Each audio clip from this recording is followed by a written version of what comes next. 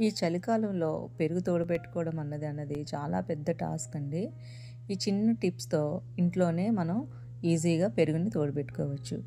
ఒక శుభ్రం చేసిన గిన్నెలోని పాలు వేసుకొని, పాలు మరగబెడుతున్నప్పుడు కొంచెం గరిటెతో కలుపుతూ ఒక పొంగు వచ్చే వరకు మరగబెట్టుకోవాలి.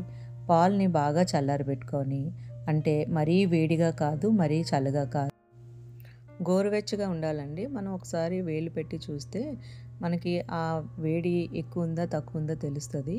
నేను ఎక్కువ పాలు తీసుకున్నాను కాబట్టి ఒక పెద్ద స్పూన్‌తో పెరుగు వేసుకొని బాగా కలుపుకున్నాను. మూత పెట్టుకొని క్లోజ్‌గున్న కబోర్డ్‌లోను గానీ, నేను ఓవెన్‌లో పెట్టాను.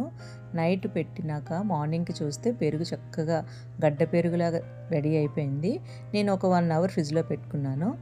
అంతేనండి. చాలా ఈజీగా ఈ పెరుగు రెడీ చేసుకోవచ్చు. ఈ పెరుగుని మనం స్టీల్ బౌల్‌లోని గానీ, లేదు అంటే గ్లాస్ బౌల్‌లో గానీ స్టోర్ చేసుకోవాలి. ప్లాస్టిక్ బౌల్‌లో అస్సలు స్టోర్ చేయొద్దు. ఫ్రిడ్జ్‌లో పెట్టుకొని. ఈ వీడియో నచ్చితే లైక్ చేసి షేర్ చేయండి.